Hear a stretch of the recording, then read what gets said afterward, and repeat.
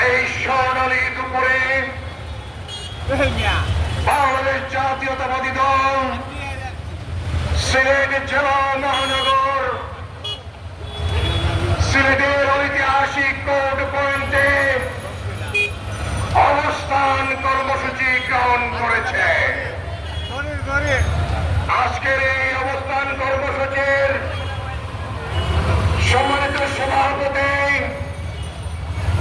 বাংলাদেশ জাতীয়তাবাদী দল কেন্দ্রীয় নির্বাহী কমিটির সংগ্রামী সহ সাংগঠনিক সম্পাদক সিলেট মহানগর বিএনপির সংগ্রামী ভারপ্রাপ্ত সভাপতি সিলেটের রাজপথের আন্দোলন সংগ্রামের নাজ কলিঙ্গ জনাব মিফতা সিদ্দিকী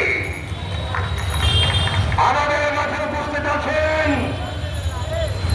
আপনাদের নয়নমণি সিলেট নগরের প্রিয় মেয়র বাংলাদেশ জাতীয়তাবাদী দল বিএনপি চেয়ারপারসনের আপনারা যে কেউ এসে কবিতা পাঠ করতে পারেন, যে কেউ এসে গান গাইতে পারেন, যে কেউ এসে বলতে পারেন ফাঁসি চাই, ফাঁসি চাই,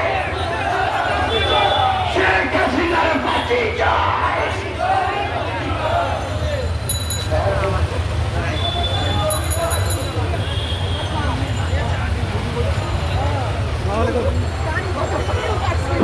দিগন্তে সূর্য উঠেছে, রক্ত লাল, রক্ত লাল, রক্ত লাল, জোয়ার এসেছে।